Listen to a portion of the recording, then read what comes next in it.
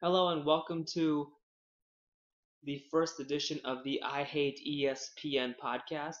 My name is Raj Bias. Obviously, the NFL has kicked things off. Granted, I'm a couple weeks late, but hell, we all have some crazy moments in our life. We all have other things to commit to, but I'm happy to talk football and anything else that's on my mind. Thursday night, the Giants took on the Carolina Panthers at Bank of America Stadium, and Cam Newton, two interceptions. But that's not what the most disappointing thing was. Okay, Cam was sulking, but the problem was that, well, it was a problem that should have been removed after last season. Sean McDermott is the current defensive coordinator of the Carolina Panthers, and I personally feel that he can't run defenses. He had a more talented defense in Philadelphia in 2009 and 2010, and he did nothing with them. He did nothing. He took Jim Johnson's defenses and ruined them.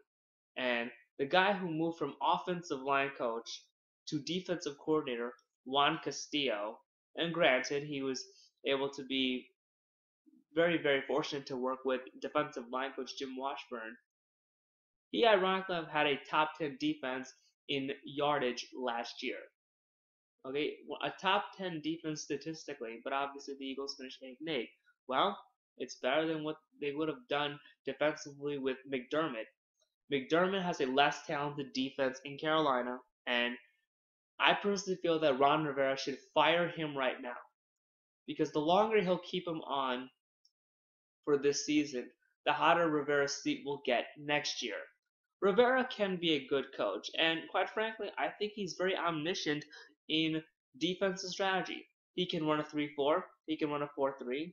He's worked under some great minds and learned from some of the greatest as well. Played for Buddy Ryan in Chicago. He learned from Jim Johnson in Philadelphia. Worked under Lovie Smith in Chicago, and obviously he learned how to do 3-4 in San Diego. This wouldn't be all that new for Rivera, except he would be taking over as a defensive coordinator when as the head coach. In 2008, Ted Cottrell ruined the Chargers' defense as well. They were ranked in the 20s in 2008, and then when they fired him, they ironically have moved from Cottrell's position to, I believe, 15th that year. Go look at the stats, okay, or go look at game by game on a site like Pro Football Reference. And if you saw that, you would realize that this guy Rivera, he's very brilliant. He's actually pretty good, and he had a pretty good defense in his final year in San Diego, 2010, and that got him the job in Carolina. Well, why make things hard on yourself? Okay, it'll be easier for you to win if you get rid of the obvious problem, right? Obviously, he worked with McDermott in Philadelphia and has known him for some time, but it was not right of him to say that McDermott had to live up to the expectations of Jim Johnson, and that's why he didn't do that well in Philly. No, no, Coach Rivera, you are wrong. The reason why he failed is because he was putting in defenses that just made you frustrated. Okay, like even if you don't live in Philadelphia, I live in Chicago by the way, but I followed the Eagles for years. But when you watch, Mike Mack on a show like Playbook on NFL Network back in 2009 during the last week of the regular season, and you hear him say that he had vanilla defenses. He used the word vanilla, right? And I don't even like that term vanilla when it comes to the blandness and the lack of exoticness in a play or in a play design. It was non-fat vanilla. That's how bad it was. Okay, but Jim Johnson was never vanilla. He was a blitzing phenomenon. He was a blitzing guru, and many have likened him to a Buddy Ryan type when it came to the types of defenses that he ran. And now he has a less talented team in Carolina compared to Philadelphia, and they keep him on for this long. This is when loyalty does hurt you. This is when you have to not care about friends. You have to care about the qualified people. And if McDermott has, taken a team, like Philly with guys like Trent Cole, Asante Samuel, even uh,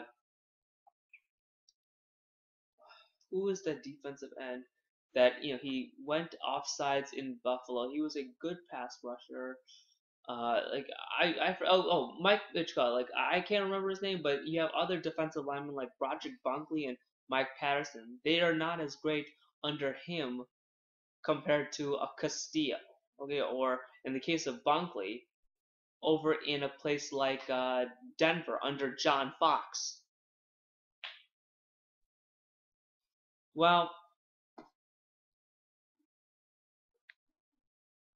Rivera could have a brighter future. He'll have to do what he did in 2008. But it doesn't seem like that idea is on his mind right now. And I personally feel that he's got to make a change right away. Otherwise, he's in for a long season.